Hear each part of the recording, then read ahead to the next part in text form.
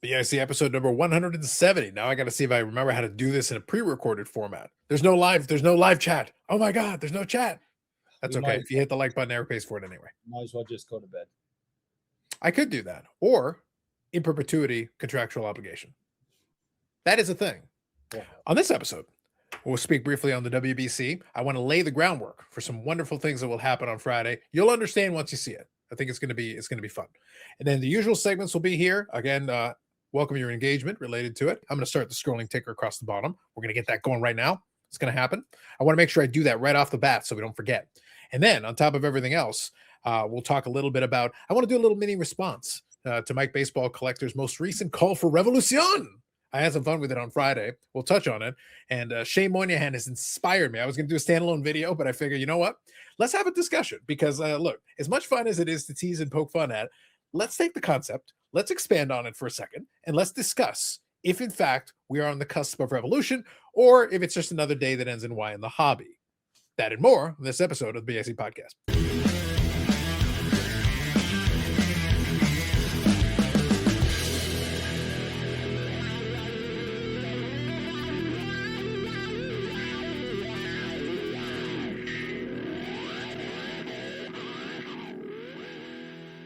Yes, back under the watchful eyes of Brett Favre. You see, when it's pre-recorded, we actually get the intro. So we get the whole fixins. It's pretty good. Also, episode 170. We're approaching 175. Very exciting. So obviously the last 2 weeks were live episodes. I am actually getting them uploaded. I'm going to be snipping off the little countdown timer for the live stream portion of it. I will try to create that in the audio version. So I know some folks do listen to the audio version of it. I just need to cut off the little countdown timer and then I should be able to get that uploaded for you. Of course, it's always on delay.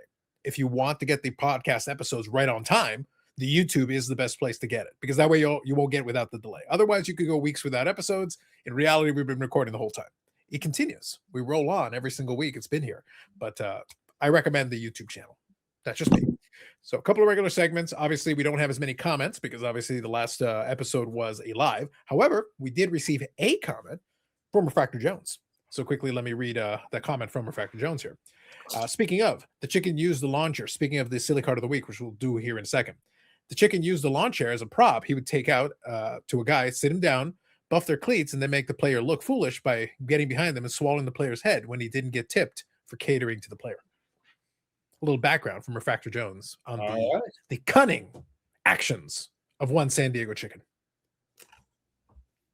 So thank you, Refractor Jones. He was a character. Refractor Jones. Yes, indeed. And I may have drawn some inspiration for the silly card of the week. That's called foreshadowing. Ooh. Just saying. So we got that. Now let me get into actually, no, let's do the silly card of the week first, and then I'll do pickups, and then I'll kind of lead us into the discussion that I want to have with the WBC and the rest of it. So first, silly card of the week. Let's do last week's episode. We do count every single vote. It is the only true democracy in this world. Come on. Not a lot of I gotta say, not a lot of love for Andre Dawson this time. Not a lot of love. I don't think a lot of folks got it. Brandon, I'm a little disappointed. The people didn't get it. When I looked, I don't know which one of us won. I looked a couple days ago, and it was very close between me and Eric. This might be one of the closest outcomes to my knowledge. It was. Yep. So you can check it out here. It is Cecil Fielder and the San Diego Chicken. 55-42. It was close. 55-42. All votes are counted because, as you can see, we didn't give Eric 0. If it was fixed, we would have given Eric 0. That's how you know it's legit. That does send a message. Yep. Every single one of them is counted. The only true democracy in this world. So this week we got a new set of candidates, and like I said, we've got a little. Now I've got to be honest. I saw the candidates, and there's a little bit of a theme that I'm sensing. I'm going to discuss it momentarily when we get into it. I feel like a few people on this screen who remain nameless are starting to fall into a bit of a pattern. I'm noticing a recurring pattern with certain things, but nonetheless, let's get into this and we'll take a look, and then you can all judge for yourselves. All right, go ahead. Give your spiel. So I don't have much of a spiel. This is really to more so troll Eric about how bad his Patriots are. But I have a lot of questions about this. But speaking of butts, so Danny Villa is a tackle. You can see right there. They play offensive line. However, number 44 is Mr. Stevens, and he is the running back. Mhm. So I'm very confused at this picture of why Villa is getting tackled by the Pittsburgh defender, and Villa is, instead of blocking for his running back, he looks like he's playing substitute quarterback and trying to hand him the ball off. Now, the key, main, important to this whole card, you got to respect the Reebok pumps. That's what I was noticing. Yep. You got to respect the Reebok pumps. Yeah. But yeah, the overall picture for an offensive lineman, very confusing image. I think the Pittsburgh player wanted to cuddle. Something was going on there. Yeah. Yeah, that's what you're saying. Yeah. Villa was not doing his job very well. No, it would seem not. No. We weren't So that I'll good. leave it to you all to interpret it as you see fit. Just saying, but not really that good back then. Those were like the 1 in 15 days. It wasn't good. Indeed. All right, Eric. What do you have to say for yourself? Let me guess. It's related to the shoe wear. No, this I just thought was actively showing, hey, watch me tear my hamstring for absolutely no reason whatsoever. Eric, just because you have no flexibility whatsoever, somebody showing off, stop being jealous. Don't be a hater. Yeah, I saw this and was like, oh my goodness gracious. That's a great way to end up on the IR. How'd you hurt yourself? Well, I was posing for my Upper Deck Star rookie card, and I decided to tear my groin and hamstring doing something stupid. I bet, Eric, you could do this. I think maybe for next year's charity drive, I think you should start off with a stretching routine that includes this move. I see nothing could possibly go wrong. No, nothing at all could possibly go wrong with me doing this. Brandon, look, if he ends up like on the ground killing in agony, I'm thinking like tens of thousands of dollars would roll in after the laughter subsides. there'd be like uproarious laughter. Well, That'd be first. There'd be uproarious laughter from me, uproarious laughter from Bobby, Yannick, whoever else happens to be on the screen, Eric's wife, Eric's mother, the next door neighbor, whoever's happens to come by. Like there's lots of joy could be given in a holiday season. And then on top of everything else, the donations would just roll in, I think. Right. Yeah. Ray, here's $10,000. How did you raise this money? I don't want to talk about it. Yep. Just saying. So, Brandon, I mentioned already that the last week's and the words of Refractor Jones inspired me. But I thought to myself, there are some choices. There are San Diego chicken cards out there. But I think we needed to link it to something more pertinent, something that we think about in the current day. How about chicken contenders? They should have just used tenders. Tenders would have been amazing. But chicken contenders, autograph of the San Diego chicken. And right here, this is the famous San Diego chicken I want to make emphasis on. So if the Tom Brady contenders autograph, Brandon, is worth north of $1 million, I'm thinking right here, this, and also if it had said chicken tenders instead of chicken contenders, like there's they could have at least hyphenated it. Yeah, it would have been good. If they had gone that route. They missed an opportunity. I'm seeing here a card that under the right circumstances could be part of the Mr. Wonderful Shine venture. I could see Shine or Mr. Wonderful, one of them wearing this with a diamond encrusted necklace.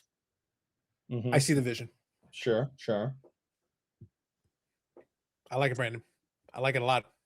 Yeah, too bad Panini on that one. They And by the way, also for all of Eric's bitching and moaning, that autograph, lovely. Yeah, lovely. Like that autograph is very nice.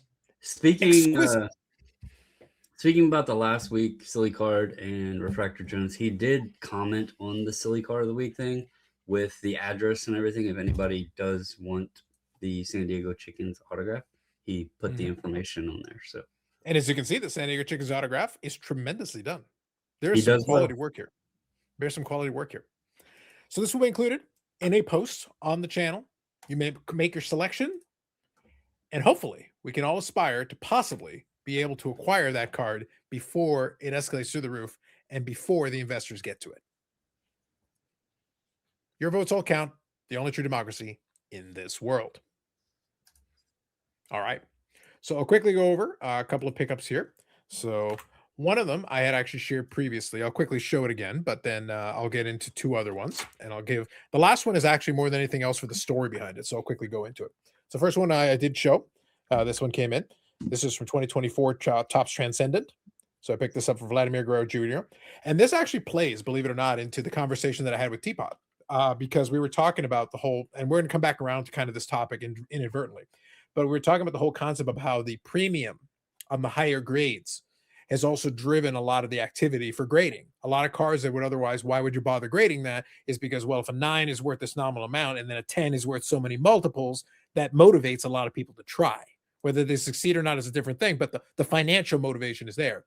But one of the things he brought up that this actually plays into is it what Transcendent is. Now, one thing I was actually doing a quick lookup on 2024 Transcendent. Eric, do you want to know around the price point? What is 2024 Topps Transcendent going for? What was the pre-order on this? He won't guess it. No, that's tough for me. I'm going to say $300 a box. No. Multiply that by about 20. Yeah, not. Did 24 still have the invitation? Because that product was at one time $15,000 a briefcase.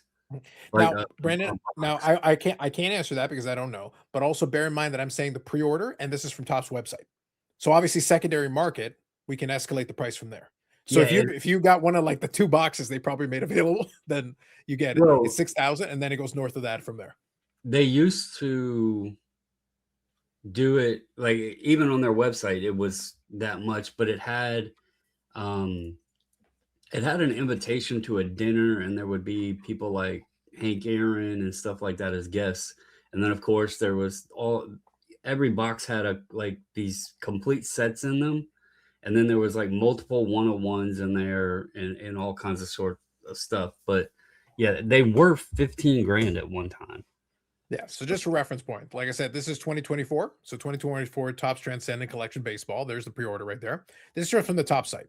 So they did it with the EQL, 6,000, maximum 3 for customer. Jesus. And I'll tell you what it says in here. Find 10 exclusive packs of 2024 Topps Transcendent Icons Chrome cards in each case. Brand new configuration. 4 Transcendent Icons Chrome 8-card packs, 2 autograph cards, 2 autograph patch cards, 2 rookie autograph or rookie autograph patch, 2 autograph relic cards, 1 jumbo patch relic, dual patch or triple patch card, 1 additional hit. Look out for MLB logo patch autographs or oversized cut signatures, as well as randomly inserted VIP event invitations. So yeah, so those were randomly inserted back. I don't know when they stopped doing it, but when the product used to include every single one would have an invitation to the party. They were sitting, they had the sets in them, the party invitation, all of that. And I thought that they had stopped doing it to where all of them, and likely a print thing to where now they can print more since they're randomly inserted. So that could be a reason on the drop, but they were 15 grand at one time. Yeah, for sure. Now, the key, though, is like when it comes to this card, Eric, so it is game used memorabilia. It's an on-card autograph. It's from Vladdy Jr. I like that. So this is all good. When I went to go pick this one up, what struck me about it, and the reason I found it amusing, is this card is not cheap, but all in, I paid less than 300 US. So for me, like as a collector, I'm like, okay, great. Sounds good to me. Like I'm not, again, even if I just take that pre-order price, $6,000. This is like a fraction of what the pack goes for, the box, I should say. So I was like, okay, sure. So anyway, the point was the reason I brought that up is that in what Teapot was talking about is that for some products, so the one example he used was Dynasty, but Transcendent obviously is a really high price product too. The point is, Eric, that for a lot of collectors, they're perfectly okay having it in the one touch with the original sticker still on it. The idea being that since it comes in this one touch with the sticker there, the Transcendent sticker indicating that it hasn't been tampered with, it's actually a feature for some folks to just have it left alone. Oh, so yeah. Right here, just as is. I've seen some things like that in the shop, most definitely. Of the mag holder's got that a sticker on it from Topps. So I guess a few have passed through the shop, I guess, because I have seen that. Yeah. And that's a specific instance, Brandon, where for a lot of folks, they almost would rather have it just left alone. Like unless there's a really compelling reason why you already have it kind of enclosed inside of that, and you just leave it be. You leave it inside of the holder it is. So there you go. So that kind of set, those kind of things kind of defy the grading philosophy, because I'm sure the folks have cracked them out and graded them, but it's like unless the case gets destroyed or super scuffed up, I don't see, Brendan, what the incentive would be. Yeah, I'm there. When we were doing grading, there was folks that would send them in. I will say Panini has a lot of products that are like that too. Mhm. I never experienced it with Tops, but Panini had a real bad issue with quality on the way they cut the cards. And unfortunately, they didn't care if they fit in the mags. And Right. so they would cut the cards larger than they should have been. And then when they went to put them in the mags, well, if it didn't fit, they made it fit. And yeah, there was some very high-end cards that had some very terrible damage. So in those circumstances, like that situation, you're better off just leaving it. Unfortunately, you don't know for sure until the seal is popped, and then it's kind of too late. But yeah, I mean, one touches serve a great purpose, top loaders, whatever. If you get a card already in a one touch that's sealed, go ahead and keep it that way. Yeah. That's what I say. Look, the reason I mentioned is I just including that there's a real possibility that while there will always be some people will endeavor to do that. A lot of the Topps Dynasty cards, though, a lot of folks are still quite willing to pay a very good amount for a card and effectively a one touch. Like they just say basically just leave it be with the sticker on it, and you can sell it as is. And plenty of people are happy to pay good money for it, really good money, like very strong money. I'm just looking right now. I did a quick Fanatic search just to show you guys, and then I'll quickly get to the second card. But I just want to make this point again, just intersporting a couple of things. Like, just look at this. So, right here, you got a 2024 Topps Dynasty Jackson Chorio. So this is a rookie patch out of 10, $3,240. That's plenty. Like that's a pretty strong sale. Pete Crow Armstrong out of 5, $4,800. And then that Topps Dynasty Formula One, for those so inclined, $21,600 for the Max Verstappen. None of these cards are graded. That entire bottom row selling for good money without any grading involved. Well, the Churio is graded. Yeah, one of them. Oh, sorry. Yeah. 3 out of 4, but 3 out of 4 are not. And I honestly, I don't think it would have the 10 doesn't hurt it, but it's one of those things where if I scroll through, none of these ones are graded. None of these. So they definitely are, but there's also plenty of them that are being left as is. So it depends. To each their own. They can do whatever they want with the card, but I think there is definitely an interest. And for high-end product like that, the card itself kind of sells itself. At that point, you can kind of just leave it be, and people can decide for themselves what they want to pay for it. Well, since we're on the topic, I was going to share this whenever it came in future episode. I'll talk about it now because I found this interesting too. But I just bought this one last night. So it's a Topps Pristine Dalen Lyle out of 10. And you can see there, it's in the one touch. It has the Pristine sticker and everything on it, right? Well, what's interesting is they also, let me pull it up right now. They offer them, it looks the same. Now there is like a pulsar refractor thing in this area, but these are also out of 10 and they aren't sealed. So Pristine's an interesting product where some of the cards aren't in holders and some are. So I have no intentions of pulling it out because I've just been keeping all of his stuff in one touches. But I thought that was interesting how outside of just the design on it, the color, the refractor, the serial numbering, all of that stuff is all the same. But one is coming in a holder and one would be raw, unordered. So I watched a break of that, and it was actually kind of unusual because they split almost the box into two, and half the cards were basically in those one touches. yeah, And it was kind of the base and the parallels. And then there were other but then the other half of it, like some of the patches and some of those hits and autographs, were not in one touches. Yep. So it's like a weird product. Yeah. So they did it on purpose. So we'll give him credit for that, but it is an interesting choice. So real quick, and then I'll get to Eric's here. Usually he's got something in the tickle trunk, so we'll get him here in a second. So let me go here. This second one actually I found yesterday. So I actually have the autograph version of this, but I came across this one on ComC. Somebody actually listed the stick piece out of 49, and it was like for like $30. And I was like, yes, please, thank you. Ultimate's kind of an expensive product, so I was like, okay, I'll take that.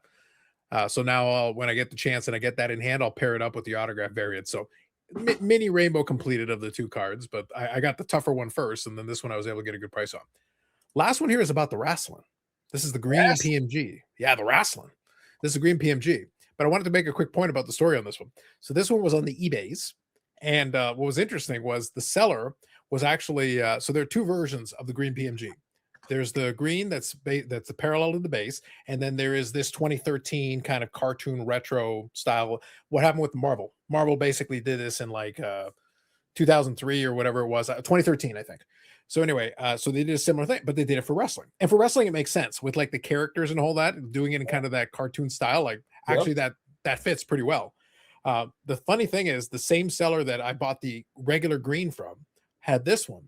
And it was just funny. So, Brandon, going back to the conversation we had maybe last week or the week before, I forget what it was, but we were talking about that guy and the other one doing back and forth about comps. Mm-hmm. This one doesn't really have comps. Now, what was funny is that the only comp really that exists, Brandon, is the green version of the regular card. Now, here's an interesting twist on this, Eric. The same seller is the one who's selling both of these cards. Sold one and then is selling this one.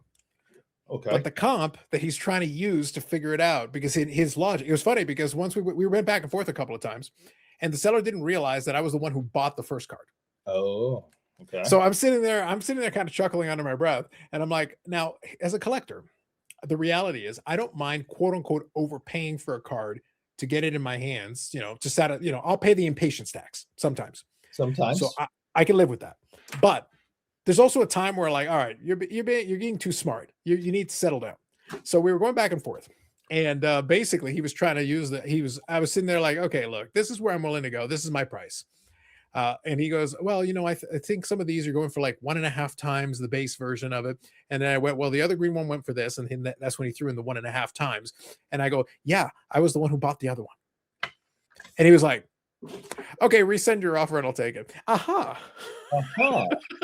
So are those like they are in hockey? Because the retros with that cartoony look to them, I do believe they're short printed in the hockey sets, and they're both out of 10. They're both out of 10. It's the exact same thing. Right. What I'm saying, the pull for the retros is tougher than the regular one, and so people are paying more for the retro. Even the retro base cards are selling for more than your base regular cards. Oh, well, then your base, yeah. But the retros, so what it has is the retros have a smaller checklist, if that's what you're referring to. So it does have a smaller checklist. So because it's not a complete parallel of it. They've got basically they created almost an insert set inside of the main one. And then they've got the PMG versions of those ones. So that's why basically you got a lower pull rate on the base version. But the greens are the greens. Do some people pay a little bit more for the retro variant? Yes. The 1.5, debatable. But the reality is that for a lot of the characters, Brandon, what I based it on is basically what I told him is like, and I did it in a nice way. But basically what I said, Eric, is like, you wouldn't get $250 for the other one if you tried it right now. Yeah. I paid $250 because of the impatience tax. You're not going to get I was already very generous. You're not going to use that as the basis. Yeah, you're not doing that to me again. Fool me once. There's no fool me once. I'm the one who made the offer. I said I will pay this price just to get the deal done right now. I'm not going to wait for the other one. If I waited for the other one, the next one I could probably get it for half. But I was like, no, I'll take it. Give it to me. Some people, sometimes you just make that choice. It's up to the individual. I don't really give a shit. I'm not going to try to save a couple of bucks. It's like, you know what? Give me that one now. But if I waited for the next one or the one after that, I could probably get it for half. So I was sitting there like, basically what I'm saying to the seller is like, dude, I'm doing you a favor. You're not going to get a better price. So just take the money and run. Trying to help a guy out, man. Yeah, no kidding. Sometimes it's like, Brandon, it's like, help me help you. I am trying to give you more money than you deserve. I am trying to help you here. Just take the money, smile, and run. Yeah, some people don't want to do that. Yeah, like really, Eric, I guarantee you, I'll tell you guys what I paid for it later. I guarantee you, if I let it sit for 2 or 3 months and I come back to it, I could offer half of what I offered, and he'd Right. basically have to take it. Sure, have to. Yeah. So otherwise, for me, it was like that one completes the mini rainbow of that. So I wanted to complete the rainbow to go with the other one. The only thing I'm missing is the gold 1 of 1 for that, but I have the gold 1 of 1 for the other version. So basically, I've got all the cards in both variants except for one. So I was like, all right, for that, that's worth something to me. That's the Right. reason why I was more interested. I was like, to complete this section of it, I was like, okay, cool, I'll do that. But otherwise, no, you just wait a little longer because the amount of buyers is actually shrinking. The pool has been shrinking because some of the other guys that I know that are chasing them got their copy now. But what happens every time one of them gets their copy? That price takes another hit. It takes another hit. So sometimes as a seller, guys, don't try to get too cute. The moral of the story, my point is sometimes as a seller, don't try to get too cute. Take your profit and move on. I think it's just good general advice at this stage in the game. Yeah, well, you know what do they say? A bird in the hand's worth 2 in the bush. Look at this guy being philosophical. Take the money now and stop, playing hardball and letting it sit there thinking, no, I'll get that money sometime. Dude, take the money. You don't know what the future holds in the card market. You don't know what the future holds if it's a current player. That current player could get injured, career over. That current player could be involved in a scandal, career over. No one wants to collect them. You can get OJ Simpson cards really cheap now. That they're not as expensive as they used to be. That I think something may have gone down there. Well, for Paul, it's a feature. Paul might be more inclined to pay a little more for it. Well, that's him. But I appreciate his post-playing days work. Yeah. Well, yeah, exactly. He put up great stats. He's a great stats, puppy, isn't he? He's a special one. He's a special one. But yeah, take your money. I mean, I'm not saying take a loss or come out even. I honestly don't think he lost anything. Like I think sometimes, I'm being serious. I think some of these sellers sometimes really try to be cute. They try to be they come up with all these strategies and everything. It's like, guys, if you're really that smart, just take the money from this one and then apply it to your next deal. You go buy something and then you can turn that money over. Brendan, you know this from the recently. Sometimes take the money and then you can roll it over and make your money 10 times over in the next couple of months. But the thing is, while the item is sitting there gathering dust in your inventory, it's not doing any damn good. Just get your money out of it and move on to the next thing. Yep. Yeah. I won't spoil my methods on pricing and like offers and percentages and all that, but I definitely have a method how I go about things. I'll price it when I list it, and then from then on, interest in the items, length that it's been listed without selling. All of those things do play a part in, market value for at one moment may not be the same interest at another moment. So yeah, and that money can be used to make more money. So for sure. And that's what I say. Like my opinion, it's really simple. Just to keep it simple, is that sometimes the sellers try to get too cute. They try to do too much, and they would be well served. Sometimes just business is simple. Yep. Buy it, you get some profit, take the win, move on to the next thing, and that's how you'll make your money in the long. And in this case, Eric, he should have done his research and realized that I was the previous buyer. Because all of a sudden, as soon as I pointed that out, all of a sudden the negotiating ended, and he was like, "I'll resend it. I'll take the deal." He's like, "Oh yeah, I screwed you over last time. All right, never mind." Well, Eric, it's not screwing you over if I'm the one who chose the price. I chose to offer way more just to get the deal done. I know. Yeah, and on his end, in his mind, he was thinking, "All right, I've set a comp off of my last sale. That was the thing. I can get a multiplier on this one, so I can then ask for more."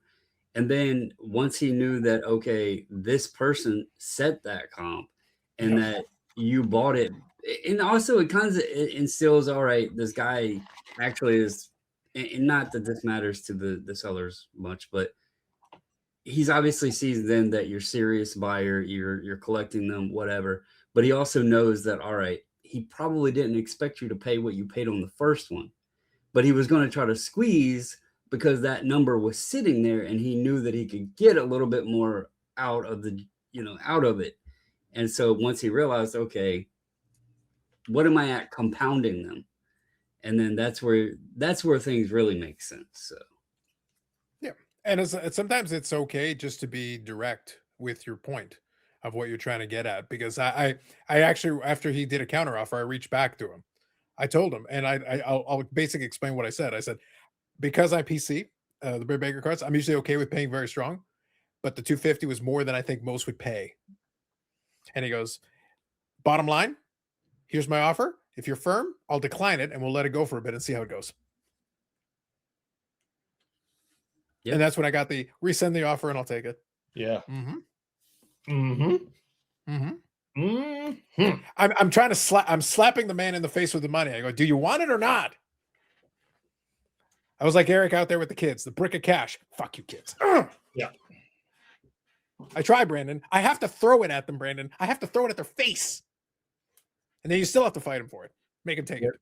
Sometimes you got to force it. Shut up and take my money. Did you not see the meme? Shut up and take my money. Like I said, the impatience tax is real, guys. The impatience tax is real. If you want to save money, then just let it rot for a while, and then that people become more agreeable. That's a very good tactic. It's just a matter of whether you want to get it done or not. I like to get my stuff done. I like to see my little rainbows put together. And let's move on with our lives. All right. So we got that. Is there anything in the tickle trunk you want to share, Eric? So I counted how many times I bought in that collection that I discussed on Friday, and there was 151 in that vintage collection of unbelievably pristine mint cards. And I'm still PSA 3s. Yeah, and I'm still going through them. Here, I mean, I just put this random one up. Bob McCord, defense, Boston Bruins. It's the 63-64. I mean, it is like it's brand new. I mean, it is absolutely unbelievable. And the whole collection was like this. Minimum size requirement. So I got I got Orland Kirkenbach, Jerry Topazzini, Guy Gendron. Are those Beckett Shield? The only good thing Beckett ever made, man, was these Beckett Shields. These things are awesome. Andy Heberton, Dean Prentice,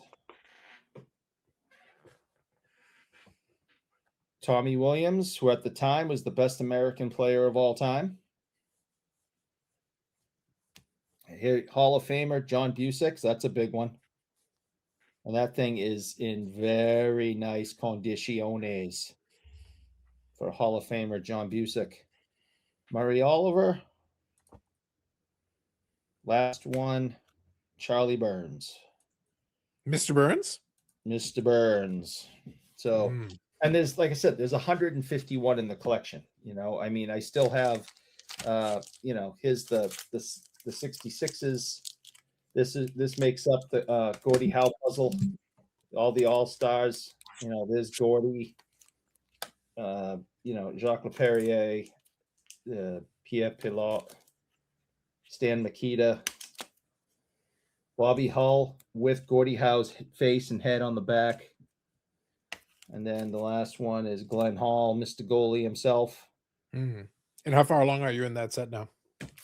I am of the 66. Let me go to this incredible app that I have called Needham. Never heard of it. And I can answer that question. I'll tell you exactly where I'm at number-wise. If it wasn't for the fact that I don't want to get sued, Brandon, this is where I put the Jeopardy music. Yeah. So it's I have 92 out of 132.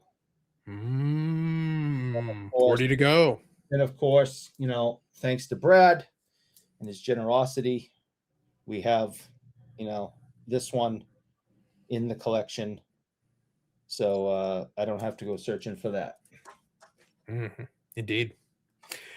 We'll feature some more things on the Friday live. But there you go. As far as pickups are concerned, there's the full set of them. And a little story, Brandon. A little story about don't get too greedy if you're a seller. Well, I Just have take a the money couple. and move on. I don't have 40 some, but I do have a couple. All right. You want to share a couple Um, more before we finish the segment? By all means. Well, I have I found this one. It's a variation chrome from 2018 Robles orange refractor out of 25. Have Didn't 25. have that one. And the variations are tough, and then you get the colors, they're tougher. The top's black, Brady House. We had a discussion about that one before. And then I figured let's keep the theme. I have a green PMG as well that came in. Matt Duchene green PMG from 2013. Very nice. Very nice. Good stuff. So there you go. That's probably our most extensive pickup segment ever. I think that's I think maybe that's been the one. So hopefully you folks enjoyed. So anyway, I have all other right. stuff, but it's not cards, and I'm not going to bore the people with it. All right, that's fair. So this one going to be relatively quick segment, but there is something I need to enjoy. A little World Baseball Classic talk, and I know Eric is excited. Eric wanted us to go on this for at least an hour and a half, but I don't need that much time. I do need a little bit though. Eric, first get back here because it's an important thing that needs to be done. First, contractual obligation in perpetuity. Second, Eric, Yeah. I think you'll still appreciate this. All right. You'll still appreciate this. I'll appreciate baseball somehow. Oh, you're going to appreciate it right now. All Because right. this segment, this WBC segment is BIC branded. This is BIC code. It is on brand. On brand. Because this weekend, Brendan, two things happened. Now, just to give the spoiler, obviously I talked about had my Team Panama hat, Team Panama gear, and my stuff. Unfortunately, Panama did not advance out of the round robin, first round, but that was to be expected. It was they were far and away the underdog on this situation because that pool had Cuba, who while they didn't have their best team, Cuba's still a solid squad. Puerto Rico, very good squad. Canada's got a good team. So they got some good teams on there, you know, understandable. That's fine. But a couple of things happened that made it okay for me. And I still felt good about what happened. The first one is that last night, Panama played Team Canada and they were victorious. They were victorious. So they did win. And the Puerto Rico one, they barely lost to Puerto Rico. They lost 4-3 in extra innings on a walk-off home run after leading Puerto Rico. Puerto Rico, that would have been a major upset. Beating Puerto Rico would have been a massive upset because they got a talented team. Some great players on that team. They hung in there with Cuba. Not too bad. So two teams that they played very well. And then Canada, they beat them 4-3. Again, Canada's a very solid squad. They got major leaguers on that team. That's a solid team. So for an upstart Panama team that really wasn't expected necessarily to do anything, I am quite pleased with the results. Perfectly fine. I know nothing about baseball. Everyone knows that. I also have no interest in baseball. Everyone knows that. But if I had to just blindly make a bet over who would win, Panama or Canada,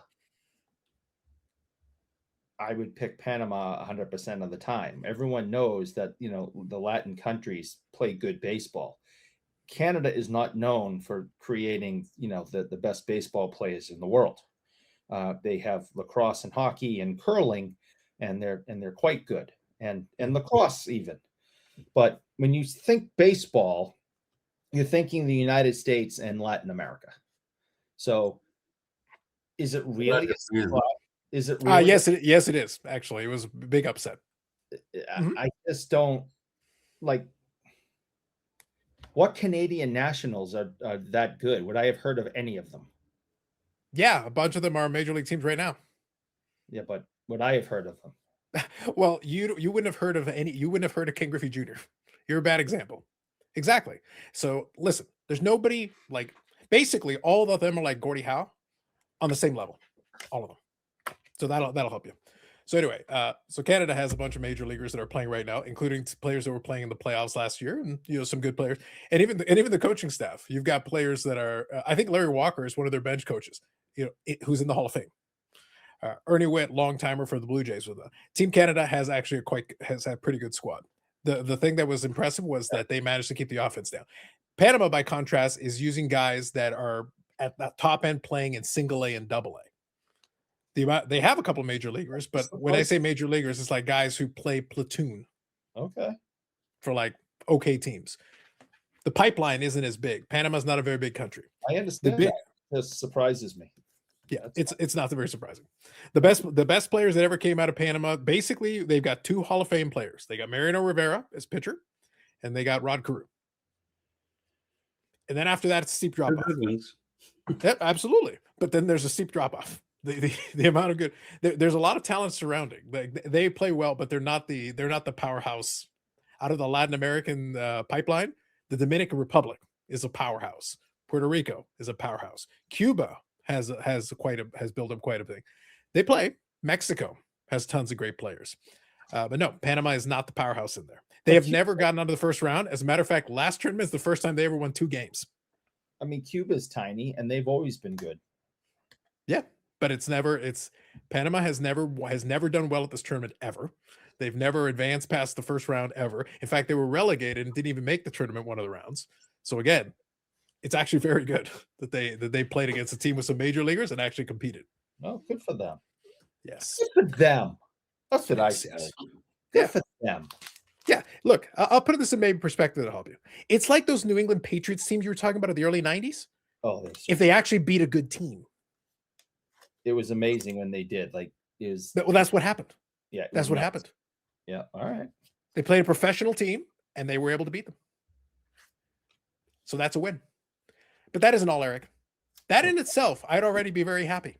Yes. Already I'm very But pleased. there is more. But there is more. There is more, Brandon. And you'll Yeah. appreciate this. I I'm want to waiting show some for it. appreciation for I'm- the Dominican Republic. because they beat the Hold. Pause. Wait. They mercy ruled a team. And the winning home run was hit by Juan Soto to mercy rule this team in the 7th inning. what team was it that they mercy ruled? Oh, I a was just- team? I'm just- Eric?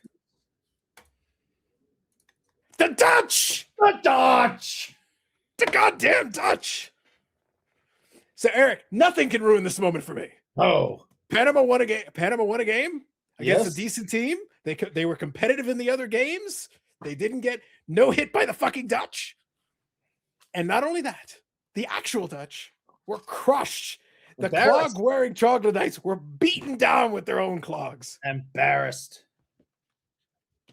Oh, that's good. And Juan Soto hit the crushing blow to send them into mercy rule oblivion to the Phantom Zone. Brandon, single tier. And that all happened on the same weekend. All on the same weekend for the World Baseball Classic. All I got to say,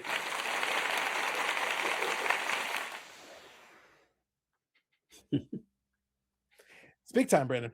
And don't think, I don't want to give you guys the wrong impression. That will come up again on Friday. I'm going to see if I can come up with some kind of video package. I'm shocked. Dutch getting crushed. 12-1. Juan Soto putting the finishing blow to mercy rule them. Brendan, this is a beautiful moment. A truly beautiful moment. Truly beautiful. Good start to the baseball season. It's Oh, so Okay. good. see Eric, that is why I needed that segment. That is why I needed it. It's important. I'm glad that you had that opportunity. I was very passionate about this. Yep. This was my moment. I know. I'm Now happy, moving on. buddy. Now moving on. All right. So speaking of wonderful moments, I don't know, Eric. I gotta be honest. Like the crushing of the Dutch, Team Panama pulling the upset. This was good. This was good. But earlier, before this weekend started, I brought into the world one of my favorite characters that I've ever introduced. Shea Moynihan himself. Yes. One of my favorite things in the world. And here he is once again gracing us with his presence. So what I wanted to do, since we referred to it on Friday, but I figured we would expand the conversation. So what Mike invoked in his video was that he talked about a revolution. Viva la revolution, some would dare say. Wonderful, glorious, fantastic. So here's the thing. I wanted to have a little bit of fun with this because it did at least lead to a discussion, but I figured we would expand it a little bit. We kind of bring into question, like, is this the case? long story short, my answer would be no, but I'd rather than just saying no, let's expand a little bit on this. So the concept was, I want to make sure I get the title right. I'll put a link in the description to it. The title was The Hobby Revolt is Coming.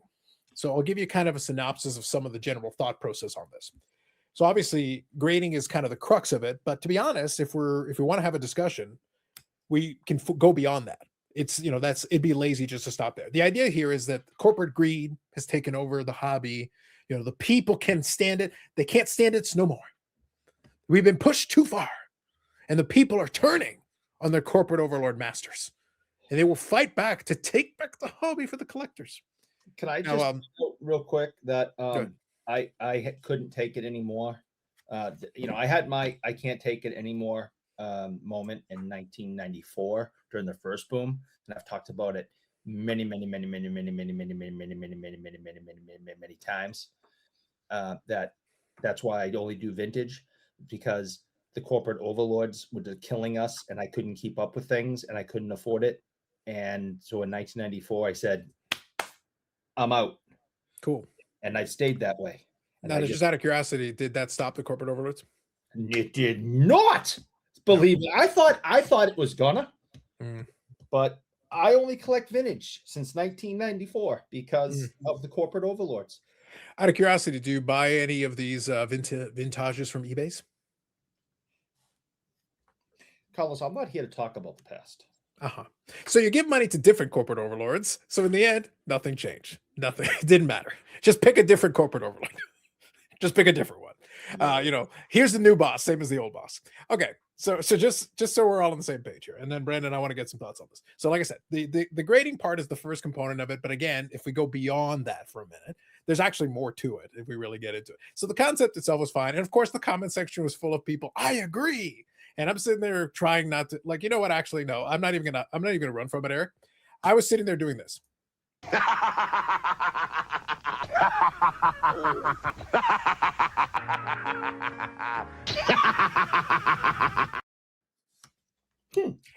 And for a couple of reasons. Okay. Obviously, it was funny. It would amuse me. Plus Shea Moynihan, it inspired Shea Moynihan. So obviously I was cackling.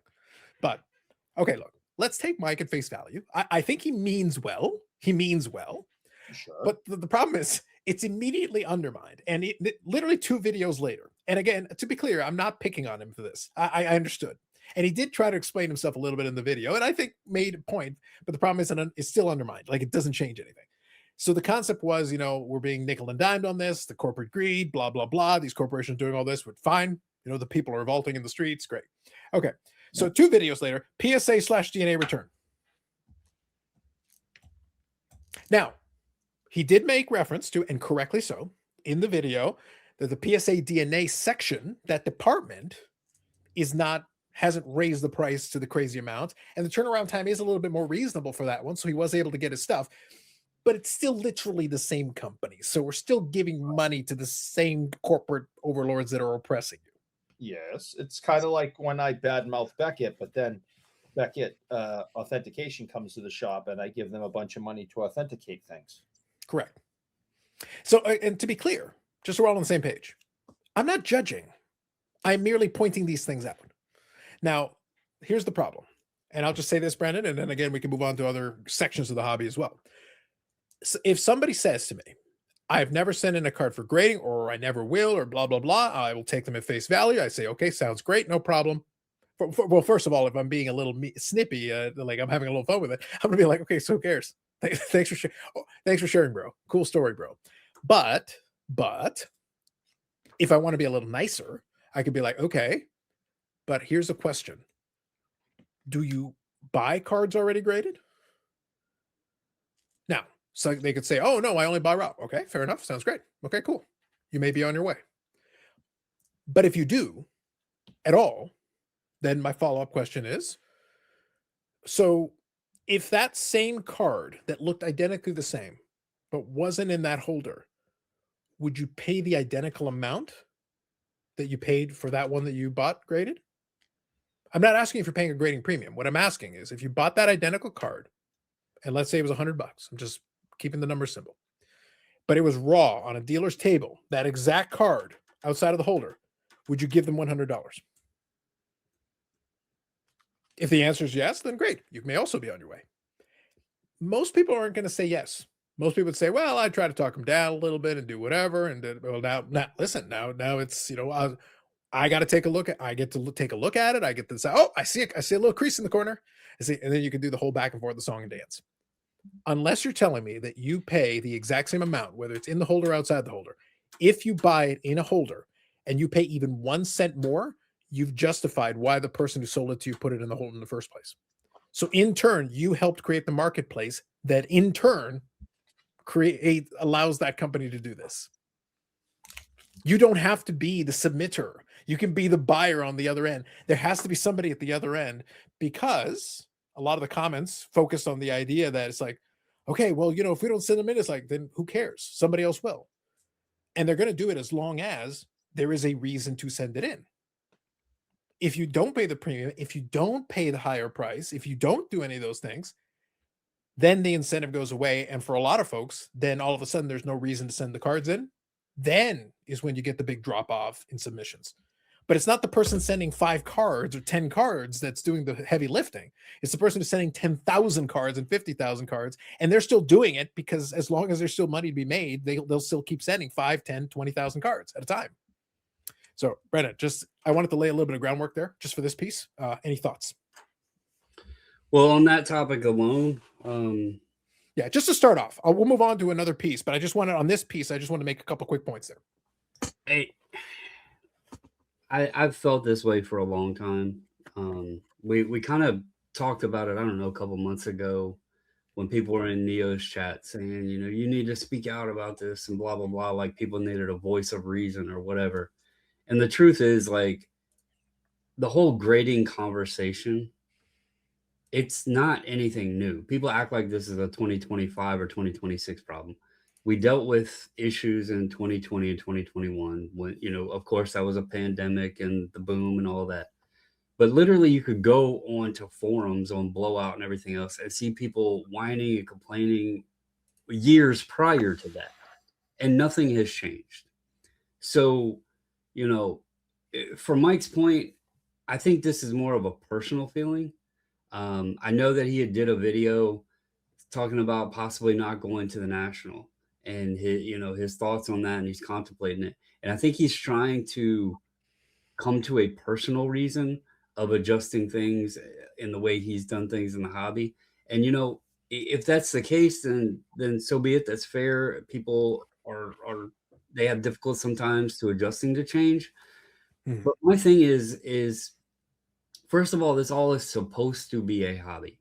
Yes, there's dealers, people that sell cards, make money, all of that.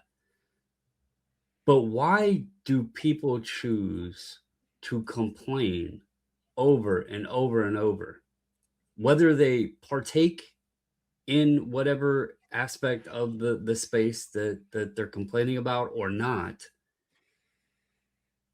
The thing is the people will complain and do nothing to change it themselves. And I've never understood that. I've complained about a lot of things. I can be old man raising, yelling at the crowd. I am shocked at this revelation. I'm glad I'm sitting down. But here's the thing. I also have backed what I'm complaining about and moved away from what I was complaining about. I didn't continue getting kicked in the nuts and go back to it to get kicked again. Like, I don't understand why people cannot make these decisions and remove themselves from what they feel is such a significant problem. And that goes amongst everything in the space, whether it's grading, whether it's buying wax, whether it's buying into breaks, whether it's whatnot, all of these things that are constant topics. And people continue to type out their complaints in the comment section or on Facebook or whatever, and then we'll go and do the same thing and continue on. And that part of it makes no sense to me. To your questioning about, the grading aspect, y'all know, I have graded substantially less amount of things since October of 2023. I slimmed down the amount that I was grading, period, personally, substantially. On the buying graded side, because you brought that part up, Yeah.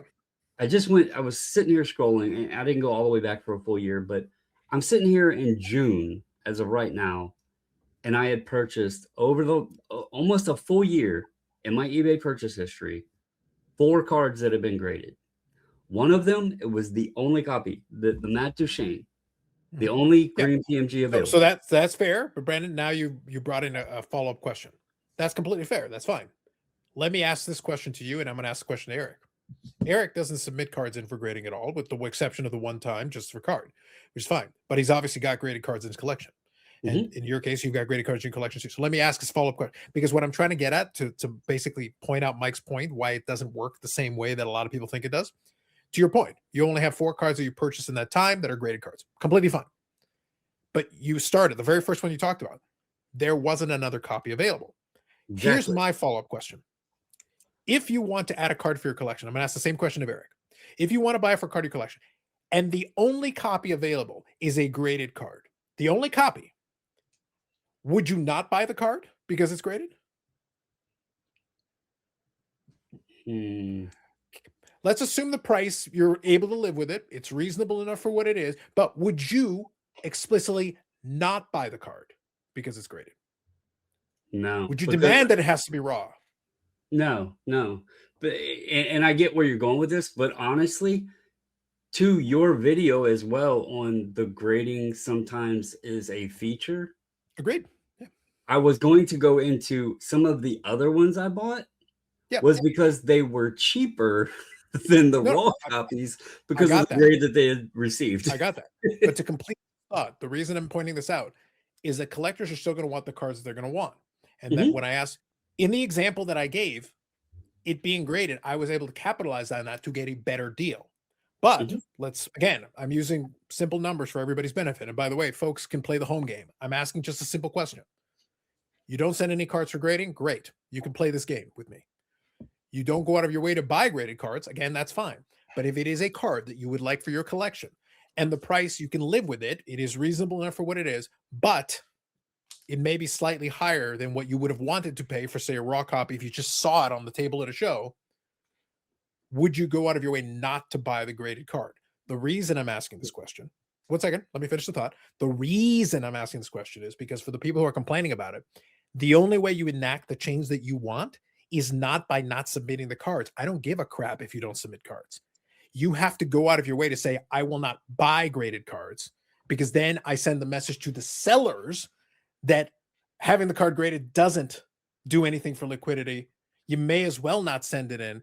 That's the actual message. That's the revolt that Mike wishes he was talking about, but he's not talking about that. He's talking about people not patronizing them directly by submitting. But if the dealer still patronizes them and you still buy the cards, then there's no message being sent. PSA doesn't care who submits it or what combination there is in. Beckett doesn't care who submits it or what combination. If one person on this planet sends them 20 million cards and then we still buy and sell and trade these cards, then nothing changes. Nobody else ever has to send them a single card ever. But so going back to what you were just discussing and what I mentioned, because you originally asked, would you still buy it if it was graded, or would you completely revolt or disregard? No, I'm saying, would you not buy it because it's graded? Right. But then you threw in the price point. And my thing is if it's graded and it's at a price that would be at or below raw, especially in this case when it's the only one there, I'm not going to say, no, that's on a slab, I don't want it. Especially when A, it's the only one, it's out of 10. What's the likelihood I'm finding another one?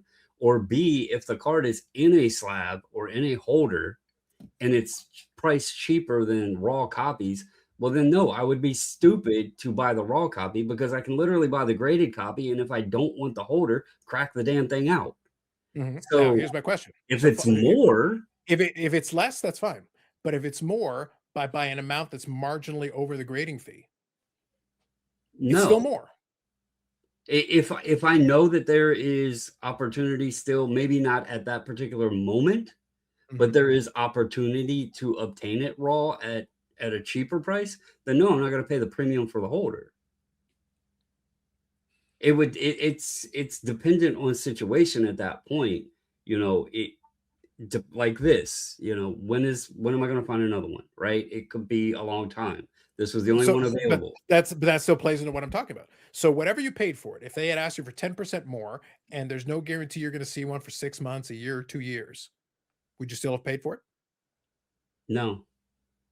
Because honestly, that was on my watch list for a very long time, and it was actually through DA Card World, and they had discounted the price that they had it listed at. Yeah, that's fine. We have also established that you are cheap. We've also kind of established that. That is a factor. That's also my point to this, is in like why I don't understand it, because I have done things that I enjoyed, and over time, corporate America or whatever, the greed, whatever you want to call it, has played its part, and I've said no. I'm stepping back away from it, and I don't understand why so many people just continuously. I'm not saying quit the hobby. I'm not saying run away from everything. But Brandon's telling you to quit the hobby. I heard no, I'm not. Like I still participate. Actually, I participate more now than I did a couple years ago. There's ways to go about it without needing to continuously delve yourself into the stuff that you're complaining about. Like, you don't have to. If you got shit on boxes over and over and over again, then stop buying the boxes. Like, the excuses are there because of reasons people don't want to admit.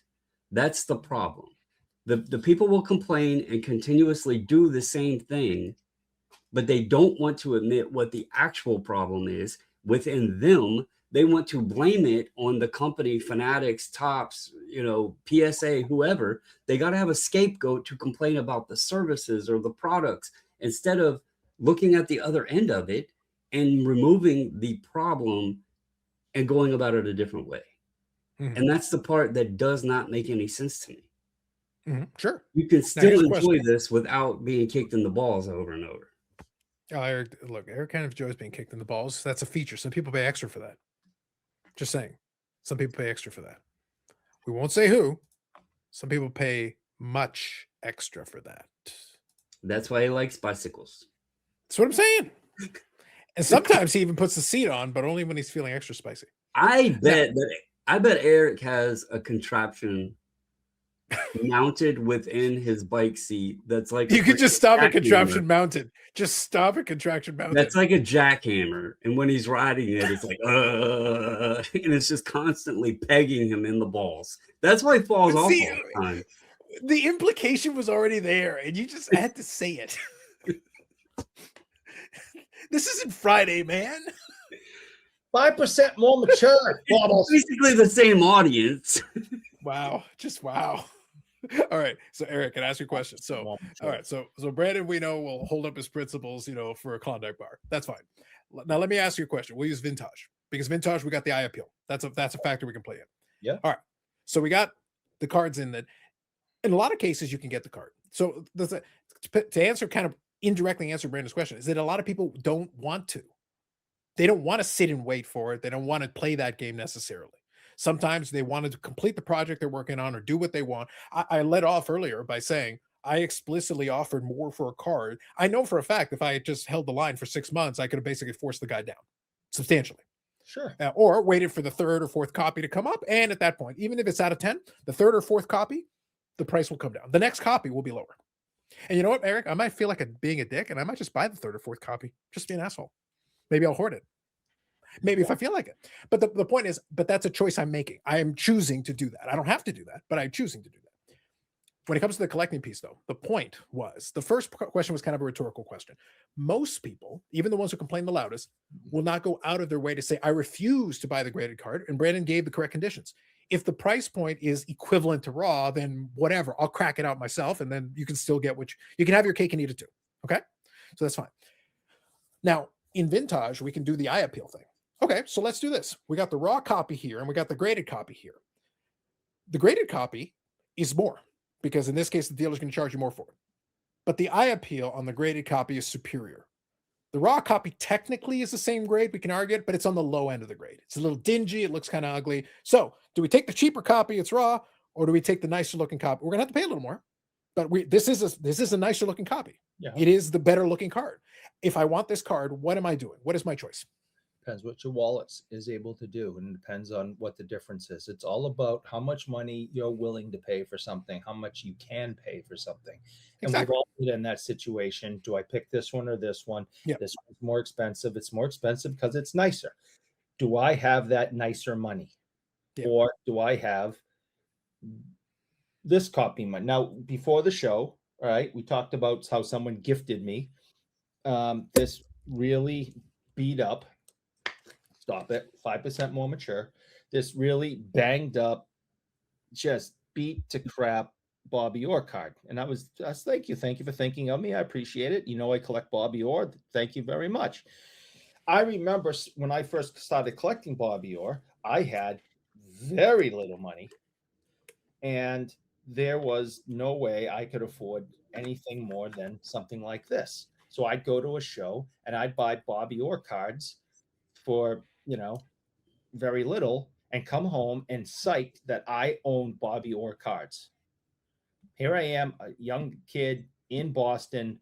All anyone still talks about, 10 years after last time this guy put on skates is Bobby Orr, Bobby Orr, Bobby Orr. And I own Bobby Orr cards.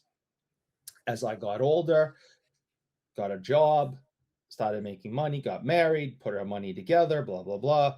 I can now get better Bobby Orr cards. But not everyone can afford the nicer. And it's good that there are cheaper alternatives, dinged up, banged up out there, because not all of us can afford it. You happen to know someone that I know in this area who that's all he grabs and collects and purchases from Sports World are the most banged up, beat up cards imaginable, and then resells them to people that I'm talking about. And Carlos actually years ago, before I knew Carlos and before I knew this guy Kenny, Carlos bought a banged up Mickey Mantle card from him. Why? The 54 Bowman. Because that's all Carlos could afford at the time. And with the prices that Mantle cards cost now, that still might be, I'm not speaking for Carlos, but that still might be the only card that, price range he could afford without losing his house with a Mantle. So it's important that we have these available, and we have to make those decisions all the time when we go to shows, especially at shows, because you can literally hold them in your hand and go like this. So Eric, I was about to get to that piece. So I want to shift over to that piece, and then we'll go conclude on that. And then also I want to talk about a few other companies. So there's some room here. I want to start here because obviously there's a lot of room to discuss a lot of elements to it. So if you're going to do what you talked about there, is it in that scenario? Then you're basing the answer based on your budget, what you can afford. Always. A lot of collectors, though, if both of them are within their budget, they're probably going to choose the nicer looking card as long as the premium is not overwhelming. Exactly. But that has nothing to do with grading, because they could be true raw cards and the same conversation would be happening. Absolutely. So it's not about the holder in that instance. It's about the situation, your budget, all those components. You can literally hand it to me raw. You can have it in a penny sleeve. You can have it in a penny sleeve top loader. You can have it in a mag holder. You can have it a PSA holder, Beckett holder, et cetera, et cetera, et cetera. Oh, Beckett holder, black labels, you might pay a little extra. Well, the pristines. So I don't care. I want the card. And if I can afford the card, and I agree that the money that you're asking is worth the condition of the card, and my desire for the card is that great, meaning the money, then I'm taking it home no matter what it's in. But if I don't agree with you with the money and what it's worth, then whether it's raw or in a PSA 10, I'm going to say no, thank you. I relatively remember a conversation, though, Eric, to where you demanded. I demanded what? A one touch from a card shop. You did. I did. It's part of the deal. Yeah. I did. You're like, you will not deny me the one touch. No. So you just went against what you just said, because you said, oh, listen, Eric is full of contradiction. Eric sits on a throne of lies. Brandon, that's known.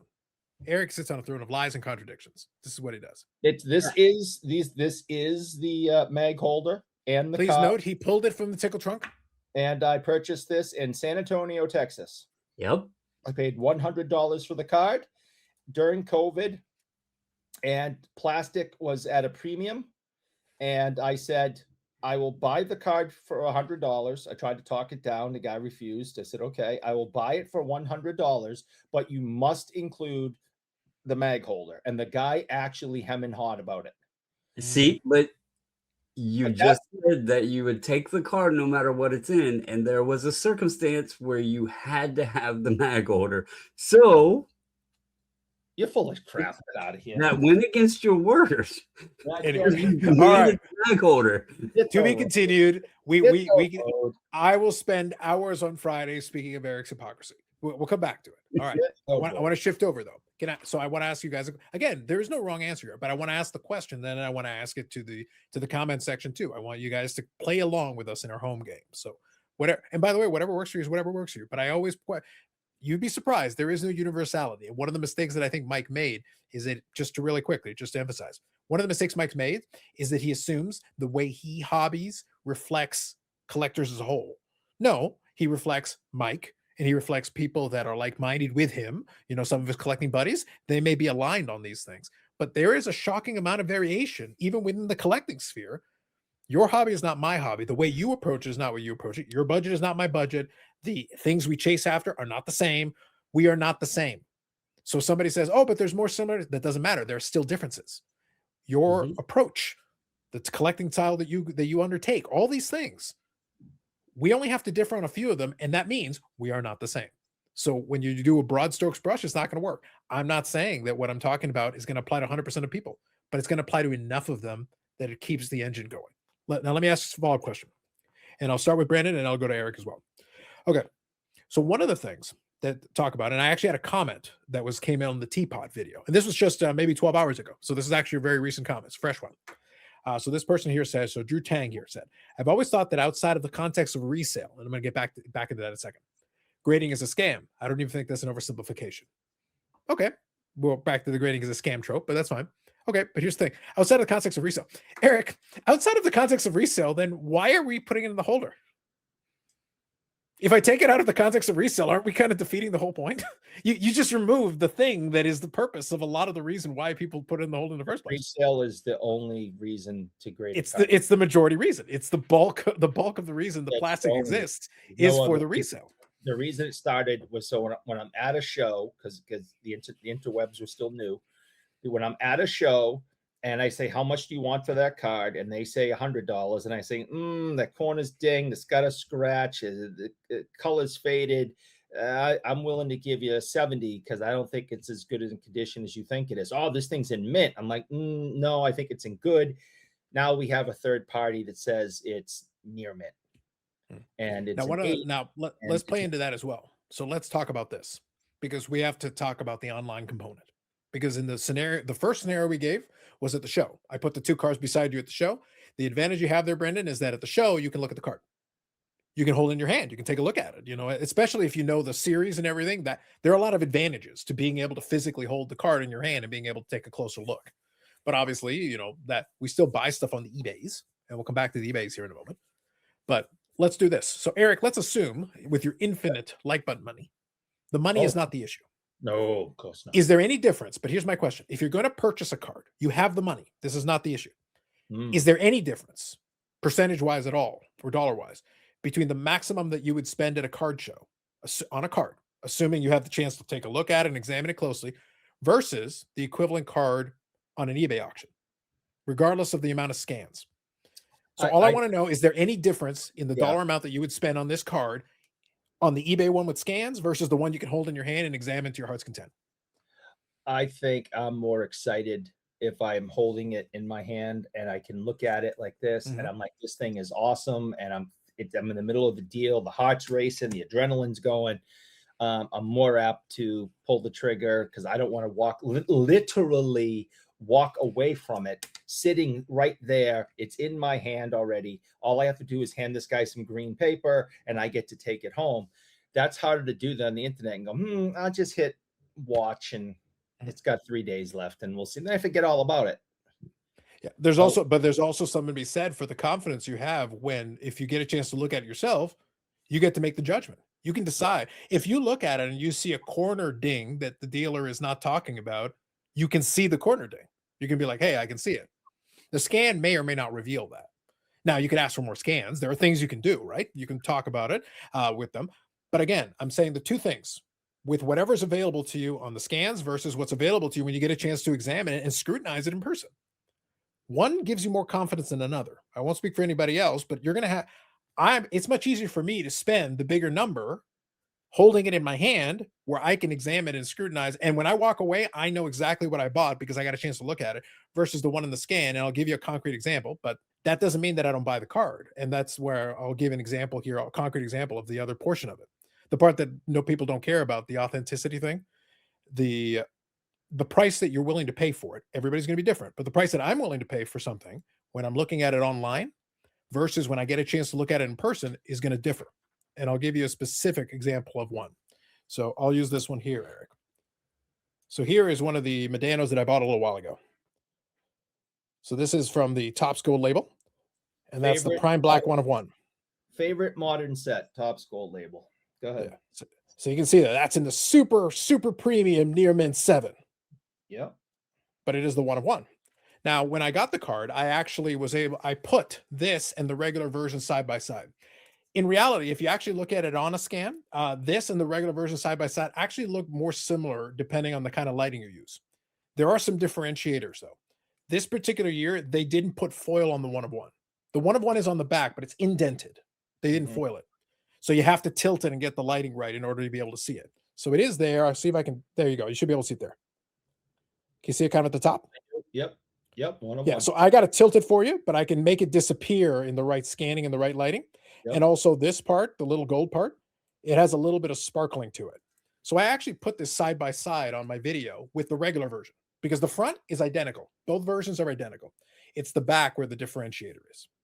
Now, the seller that I had a little bit of a reputation. I was able to check in with him this way. So the cards here on this, I was able to pull in the larger scan from this and take a closer because I was looking for two things. So again, going back to what I said a moment ago, Eric, at a show, if this was a raw card at a show, but I get to handle it, I can figure out within about 30 seconds whether it's good or not. I'll go to the back. I'll take a look for the indentation. I'll look for the glitter and I'm good to go. I'm satisfied. With this, I wanted to see that larger scan, but also having it in there means I can go yell at Nat Turner if there's some kind of an issue and he fucked up. Like everybody else, I can go yell at him. The authenticity wasn't a concern with it because I had what I needed in order to do it. If you put this on eBay, so I'm sticking to the same platform. If I can see it in my hand, I would have paid close to what I paid for this, even for a raw copy, if I can take a look at it in hand. If this is outside of this holder and you show this to me on eBay, I would have offered you 40% of what I paid for this or 35. Why? Because now I'm taking more of the risk on myself. Did you get the point I was trying to get at, Eric? Did you see the difference between basically it's the in-person allows me to then with more confidence offer more. That's the point. Yeah. If I can hold it, I want to, I could spend the money, but with me, I agree with all of that. But with me, it's also about the adrenaline. That's a factor. That's part of the deal too. Yeah. I get excited. I mean, you should have seen how excited I was when this stuff walked into the shop. I mean, I knew I was bringing it home.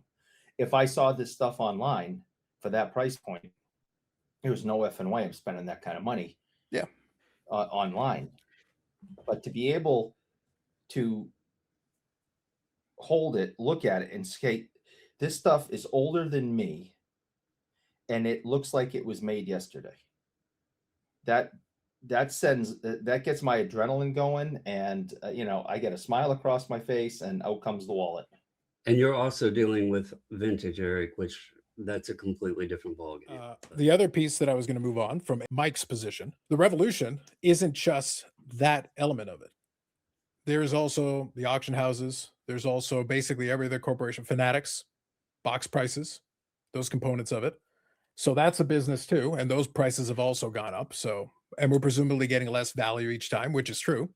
We've chronicled the ROI. You're paying more, but you're getting less per box. Yep. And the box prices keep escalating. And then the breakers get more of the allocation, which drives the price up. MSRP, that component of it is all fine. So then the question becomes, so the Revolt, the question then becomes, who's the Revolt going into? Because the people that are buying into breaks right now, people like to buy on Whatnot. And we talk about the issues with Whatnot. And Yeah, all I the have, crash outs, and there's chronicles of that. Boston Card Hunter grabs those for a lot of the stuff that he's putting through. yeah, But it doesn't seem to be dissuading a lot of these backyard breaks for all the stuff they do. They're yeah. not their customer, their clientele, whoever they are not being dissuaded.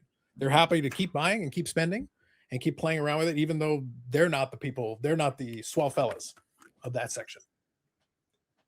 We're going at the shop. The business is the last 3 weeks has started going really heavy on whatnot. I made comments. I put my 2 cents in. They appreciated my 2 cents. Business decided to move forward, and they've been very heavy onto whatnot the last. This is in the sports world, so they created their account for whatnot. Yeah, and Okay.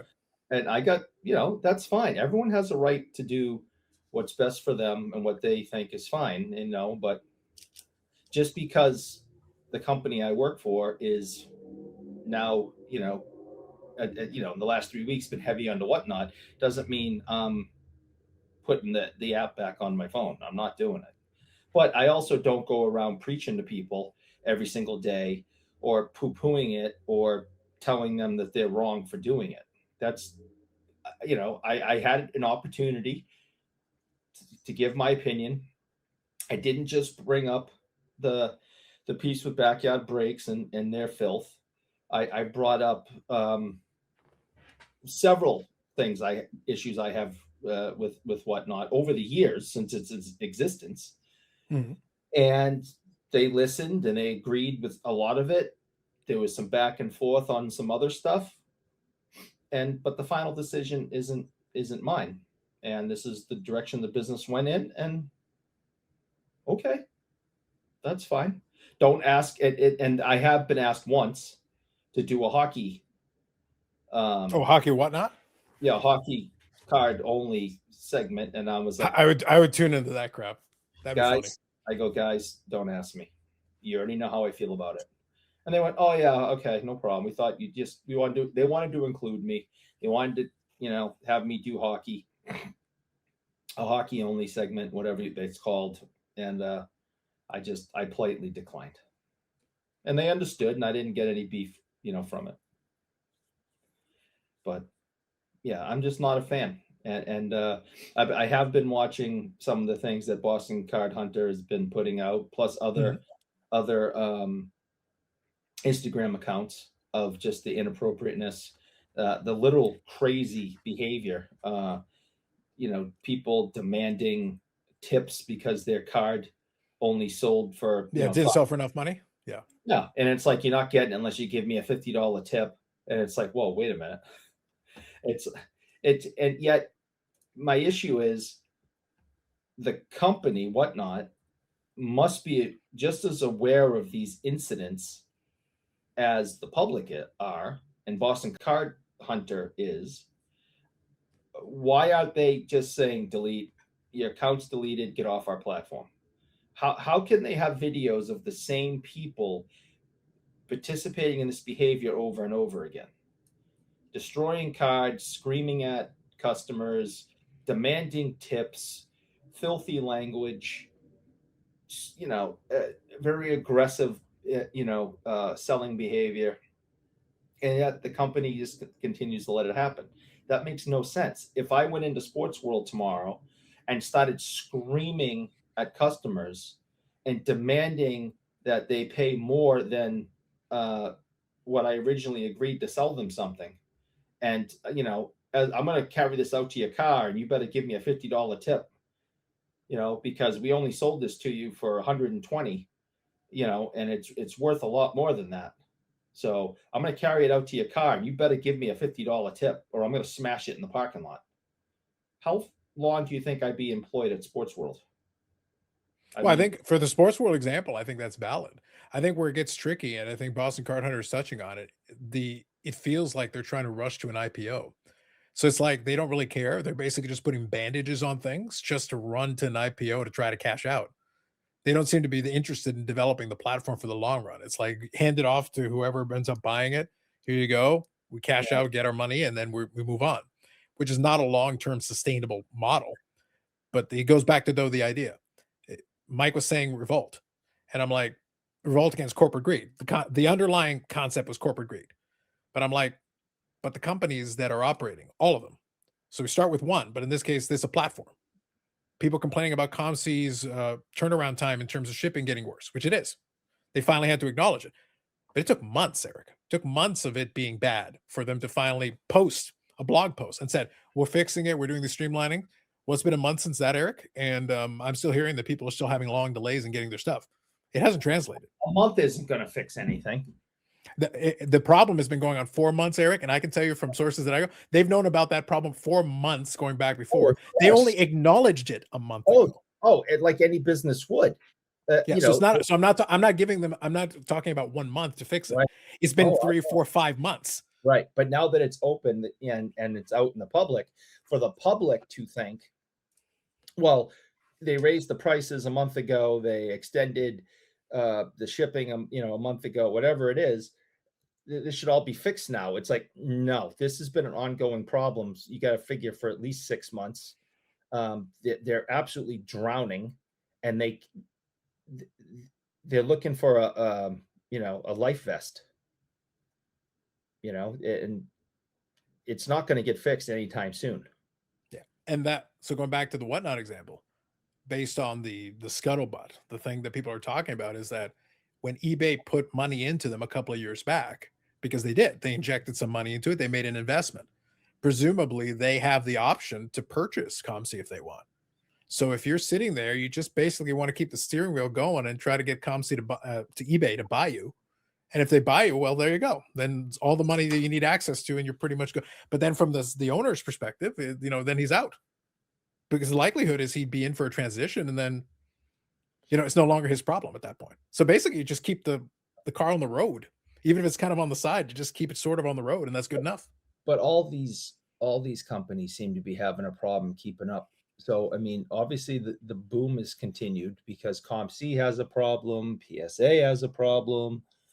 All these, other companies have a problem keeping up with the demand and keeping up with their promises to their customers. And you get angry customers everywhere complaining about every single company and every single site and every single product.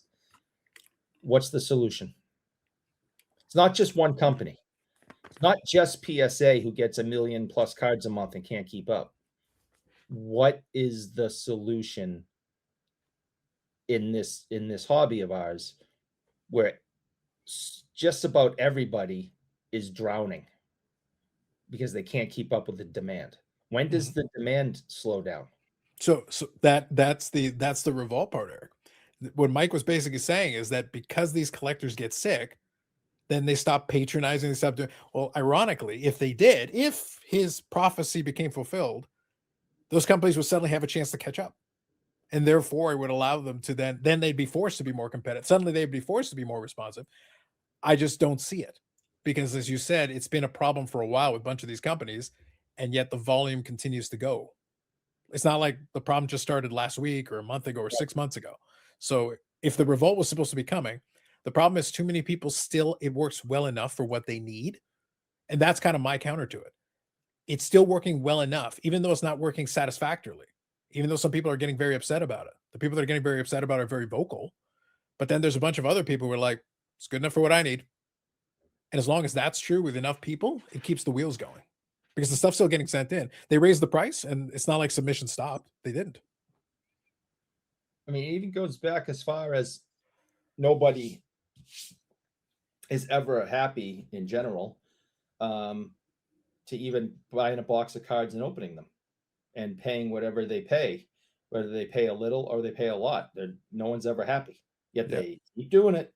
And I was going to say, they still buy boxes. I assume Sports World's still selling boxes. We can't keep stuff in stock. We cannot keep stuff in stock. Then the card manufacturer is getting a message that seems to send a very clear message, because if you guys can't keep it in stock and it's selling, then. But everyone complains. They're skunked again. This is bullshit. This company sucks. They don't. I'm gonna grab another box, and I sit there going, "Am I the only one listening to what is being said?" You just handed over your credit card, gave me a couple $100, ripped it all, used all sorts of fun language. You're angry as can be, and you're your response to all that is, give me another box. Which it's just hitting in repeat. It's just the same thing here. Oh, this is, and then finally they either run out of money or they get frustrated and leave. Then you see them again the next day or a couple of days later, and they're right back doing the same thing. So you're saying no to the revolution this week? There is no revolution, man, and I don't get it. I mean, I started off by saying, I've said this many times. My revolution came in 1994. I couldn't keep up. I couldn't afford it. The market was getting flooded. The shops and the shows were packed with people. Money was going everywhere. And I'm like, I can't keep up with this. This is too much for me. And I don't like the direction things are going. I remember being rip shit about them, cutting up Babe Ruth's bat or jersey for, the first thing that was made for, game use stuff. And they were going to cut up a Babe Ruth bat and put it in a card. You know how many people wanted to revolt then? Because they thought that was the worst thing that could ever happen, that you would take this unbelievable piece of sports history and chop it up in little pieces. Now people can't get that stuff fast enough. No one cares about that. They want, Babe Ruth's jerseys taken out of museums and cut up and put in their cards. A lot has changed since 1994. I remember going, this PSA company is stupid. Why would anybody want their cards graded? I don't get it, right? And everyone was poo-pooing grading when it first came out. Everyone poo-pooed game use material when it came out and thought it was, a mortal sin. And I remember walking away from it all then. It was total chaos. And my bank account couldn't keep up. So I had some moral challenges to a few things. I didn't like the direction things were going, but the majority of it was, I can't afford this. I can't play in this pool. Yeah. Well, I think the budgeting part of it, I think, still plays. Yeah. It's just the matter. I think the numbers changed, but I don't think the concept changed. No, but I don't see people walking away. But I agree. No, I'm agreeing with that point. What I'm saying is that was a challenge before. If the budget was a problem in the first boom, and the boom ended, right? We know the boom ended, and it ended for a lot of reasons. Overproduction, people were out of money, people lost interest, a lot of things happened, right? When's this one going to end? Well, this one is the one that followed the previous one. There was the COVID one that technically ended, and this is another one. This is the one after the COVID one. I think you're right. And I don't think I actually looked at it that way. I thought this was, it was extended and maybe it caught, a little fire again, but the shop is always full. Yeah. We don't have time to even run to the restroom at sometimes because we need everybody on the floor. We don't eat, some days we don't even eat lunch. I mean, it is mass chaos. I worked 27 out of 30 days. The last 30 days, I'd worked 27 of them. And I told Phil today, I'm not coming in. I am not coming in. I need a reset. 27 out of 30 days. Yeah. And the Philly show, I think the most recent Philly show they said was the most attended one for a lot of the regular attendees. So, but yeah, if you actually look, there was the COVID huge spike. Everybody remembers that. And then it actually came down for a little bit on a lot of stuff, not everything, but on a bunch of stuff, it actually came down for a little bit. And then some of that stuff started going back up. Otani's stuff is up. It's all record pricing. Some of the other name guys are doing fine. You're not getting everything as a record sale, but some stuff is still doing record price. So it's like it had a drop and then it kind of went back up. And now we've got full card shows. So, and the COVID check money is gone. Like the COVID check excuse is gone. That isn't why. Oh yeah. It's coming from something else. It's just, and again, these little kids are coming in with their little black boxes with thousands of dollars of cards. And it's like, dude, you're 12. And I see, Corey, the vice president of the company, just taking wads of cash in front of a 12-year-old and just don't, and the thumb just keeps going. And the kid walks away with a stack of this, and Corey walks away with a stack of cards. The kid's 12. It's the stuff I see is just blows my mind. So when you were getting the vintage cars, did you think about asking one of the 12-year-old kids for the money? I wanted to ask for a loan. The money. I want to go beat up a 12-year-old kid in the parking lot and take his money. Oh, I wish you had said that on Friday. I'd have like another hour just on that. You know, I mean, it's nuts. You know, and I spent some time talking to this mother the other day because none of this makes any sense to her. And she was asking me a ton of questions. She had a lot of concerns. Obviously, you know, her kids got money coming and going with adults online, in the shop, in other shops, at card shows. And she had a lot of concerns. And I gave her a little brief history of things I've done in life, worked in public schools. I'm a current coach at a, you know, private Catholic school. I work with kids, you know, all these different things. So that gave her, you know, it's like, all right, well, maybe you're not one of the people the creeps, and, you know, for lack of a better term, and I can talk to you about some of this stuff, her concerns. And we had a really nice conversation, but that conversation's happening more and more with parents, dads, moms coming in going, my kid's dealing in hundreds, if not thousands of dollars. And I don't understand any of this. I don't understand what's good, what's bad, what is great. I had to explain grading to a dad the other day. Okay. I mean, they don't understand any of it. They just see these little kids going to shows and shops and online, and there's lots of money changing hands, and the parents have concerns. So it's crazy what I'm seeing every day. Okay, I think that's fair. I think that's why I said it kind of plays into the idea. Like, I understood Mike's concept, but I just think the other sectors are not playing into it. Like, I think the YouTube comment section is kind of playing into it. If I poll the YouTube comment section, then he's right. Then the collectors are ready for revolution. You know, get the pitchforks and torches. It's coming any day now, and that's the end of that. But I go to Whatnot, I don't see it. I go to a lot of these when I look at the card show vlogs and I see full aisles full of people shoving stuff back and forth, I don't see it. All these other categories. It's fun to talk about. The Shea Moynihan picture is fun, but that's about where it ends. I'm like, this feels like every other time. I remember 1994, and I remember people saying the same stuff.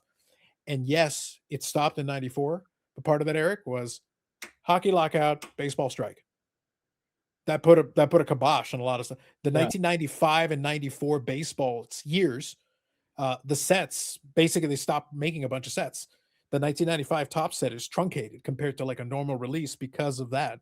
And it put basically the cold ice water on it until the 98 home run race. 98 home run race gave it an injection, literally and figuratively. It gave it that boost, and that helped it, but it never fully recovered. Now today the money's bigger, but it's less people care about baseball today than they did before that. But the money per capita is more. The other sports have their own. There was also something else in the mid-90s that happened that caused a disinterest in sports cards, and that was the TCG starting. That's true. That is true. If anybody looks at numbers and breaks it down, yes, the grading numbers are massive, but TCG is pulling the weight. Yeah. Because Magic was what, 93? Magic was 93. Around that time, and then in Japan, Pokemon like 96. Yep. Yeah. And then late 90s was the English Pokemon, and that's when it really went nuts there. I was not aware of any of that stuff going on. Like I didn't even know what Pokemon was until the 2000s. Yeah, well, that's why I made the distinction. Like in Japan, obviously they got it first because it was obviously big in Japan first. But then 99, I want to say, was when the North American, the English Pokemon set that launched that boat.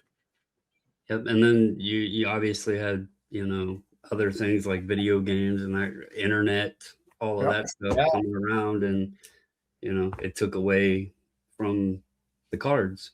Yeah, I mean, think about how much video you think that's a great point, because I think you look at how expensive video games are, right? And there's only so much money to go around in time. So do I buy $100 video game So there goes my $100. And where's my time now? It's in front of the TV playing the $100 video game. I'm not at the shop or the card show. So that's a good point. Yeah, I think that factor though, that factor makes a lot of sense. So I think the thing is, what Mike is citing as the revolution, I don't think is going to work for the reasons we just talked about. I think the slowdown will come when the Pokemon people run out of gas on the grading. That's what will slow it, because they're the majority now. They're the bulk of it is grading. It's TCG. So if the Pokemon Kais, if the premium suddenly disappears on doing it, the incentive to grade it for them suddenly goes out the window, because yeah, some of them do collect it, but some of them also play the cards. There is still a premium, but even for relatively cheap Pokemon cards, they can kind of play that game. But when that incentive is gone, and suddenly I think it's like 1.2 million PSA one this past month was just TCG, 1.2. Mm-hmm. And that's why Japan's PSA office pretty much does exclusively Pokemon and TCG. That's like all they do. Right. Yeah, that makes sense. Yeah. Imagine how loud Magic games and Pokemon games are now with the slabs. Before they slap down a card. Now you're hearing, all that plastic hitting when they're Eric, I would pay to watch somebody try to shuffle deck. I mean, TCG for PSA, it was twice as many. It was 1.24 versus 626. CGC, it's 370,000 Pokemon or TCG versus 80,000 sports. Yeah, CGC is huge, way heavily skewed. TCG. Beckett is 24,000 sports, 63,000 TCG. They actually grew in TCG, by the way. Eric's Beckett grew in TCG. Like they actually had a strong number on 52% month over month. Yeah, that might save the company. Tag is, it's like 95% TCG. Well, I mean, they're even doing 39,000. Yeah. So, like, when you really look at the numbers, it was under 1 million total, probably actually under 700, just a little touch over 750,000 total between the four that Gemrate post. And I mean, you got over 1.5 million with just PSA and CGC. Mm-hmm. So. Okay. So to put a button on that though, you just read the numbers. So here's a question. Let me ask this. So based on the numbers you just read, whether Mike is right or not, whether the people in the comment section agree with him or not, given that TCG is such a big percentage of the actual grading right now, who gives a shit what Mike and the card collectors, sports card collectors think? It's not up to them. It's up to the Pokemans. They're the ones that are going to decide the fate. Yeah, and that's why, like, when we started this conversation, I said, I don't know what Mike's intent, like if he was speaking on everybody and truly believes that everybody is going to, like, is that his thought process here? Or is he speaking on his personal feelings and conversations amongst the grouping that he has? There's definitely a lot of people that are frustrated with a lot of things. But there's also a lot of people that have just adjusted of what they're doing. They're still enjoying the hobby. The vintage crowd, they're like, Mike doesn't collect ultra modern, so I don't know what Fanatics or Tops and any of them. The grading side would be about the only thing really that I could see would even like affect what he does. So I'll add a piece to that just to answer your question. He's got like the 5-star autos, but he doesn't really grade those necessarily. He does do he's got his project where he does different decades of rookies or stars, like Hall of Famers. He's got like little subsets that he created for himself. So that as a result, he's got a ton of slabs, like even like 80s kind of junk wax stuff. He's got the Hall of Famers of a bunch of those slabbed. So he's got extra plastic as a result of that. So he's patronized the plastic gods quite a bit himself over the years. But his Revolt is mostly, sounds like, centered around the grading topic. And I mean, looking at these numbers, grading, it's lower. The sports side, it's lower. The sports side, it's lower. So we can't say it's a revolt, but it's decreased automatically because, I mean, there's a lot of folks out there that I myself, I enjoy the holders, but I realized it was a novelty. Like for my collection, it was just the novelty of it. It was fun sending the stuff in, seeing what they graded, whatever, and it looked nice on display. But I don't need that. It's not a necessity. I don't have to have that to continue still enjoying the hobby. And then it frees up money. So is that a revolt? No, it's just there's still people, there's still dealers. Eric works at a card shop. You know, you do the podcast with AMG and Brad, and obviously they do PSA and everything. Yep. There's still an element to it. And going back to the topic, and I know it got out of hand or whatever, but the grading element side of it, it does add a layer of confidence, not just for the buyer when it's online.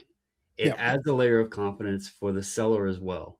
Because there's too many times when a seller will sell a raw card, the buyer will get it, claim there's a defect or whatever, open a return, and they'll send you back their damaged goods. With that slab, it's like, I'm not going to say it's impossible, but it adds a lot more difficulty in having those things happen.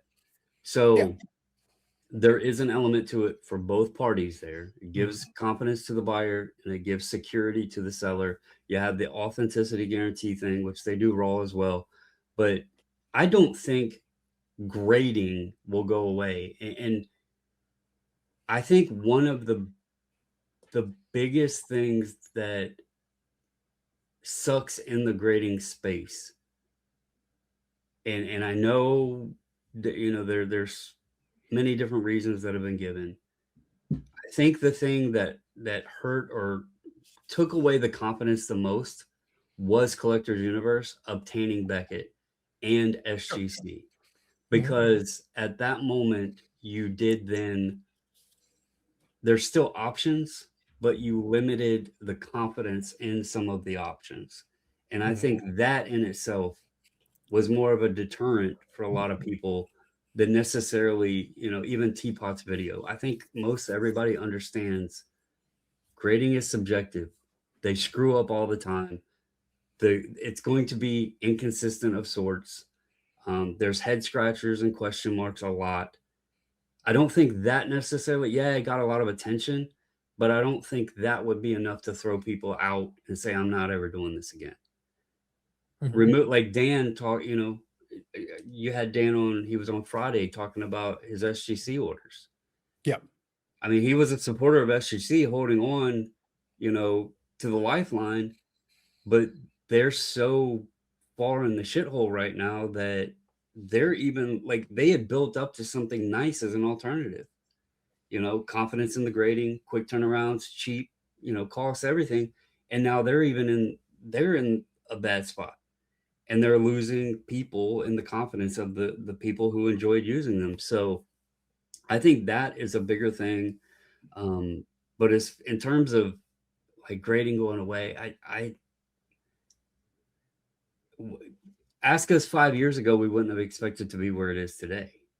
And that was during the middle of a boom. Yeah, exactly. So I didn't think it would hold, I man. don't see it going away. I don't see a revolt at all. I see people just complaining more. That's it. Yeah, well, that's a social media thing. But okay, so let me ask this question. We'll kind of wind down on this question because I think it kind of plays into what you were just talking about. The irony here, and this is maybe Shay Moynihan's best hope. The irony, Eric, is that sometimes you get a result you're looking for, but not for the reasons you're looking. So he outlined all these reasons, people getting frustrated, corporate greed, and all that. But sometimes the answer is simpler. So I did a live stream with Sammy Thunder, the one that I think you caught some of that, Eric. But I said sometimes we want to assign this conspiracy or this malice when sometimes it's good old-fashioned incompetence or good old-fashioned stupidity. Like there is something to be said for sometimes it's just they don't know what they're doing and they just screw up. When it comes to these numbers, we just talked a moment ago, we talked about how much more it's really up to Big Charizard is going to be the one who determines the future of grading right now because they're the dominant force percentage-wise. Is there an aspect though, and I'll start with you, Brandon, is there an aspect though that part of the reason that sports cards dropped is yes, loss of confidence, yes, some of these, but it also kind of coincides at the same time that happened. There's only so many cards we can grade. Yep. One of the things that was one of the boons for it a lot of times was as new products would come out, people would grade some of these things to try to get the value of it. So I'll just use the card that I used a couple minutes ago. This card's already in the holder. I don't need to regrade this. It's a 7. It's a 1 of 1, but it's a 7. I didn't originally grade it. I bought it like this. I have no reason to take it out of the holder, but my point is I also have no reason to regrade the card. I have no reason to crack it out and resubmit it to anybody. Like, it's here. I've got it in my collection. I'm good. As more and more cards got graded or people finished, maybe they got frustrated because they could no longer afford the set registry. You mentioned the set registry. Well, the set registry was one thing when it was $8 a card and you can get your cards back in a reasonable period of time. It's another thing when it's $25 a card and you have to wait 3, 4, 5 months. Yep. So then you give up on that. So you say, fine, you know what? Then I don't care anymore. Now I'll finish my set, but I'll get SGC slabs. I'll get Beckett slabs. I'll get whatever just to complete my project and whatever. It doesn't make any difference anymore. But that means those cards don't get cracked out and regraded to get it into the registry.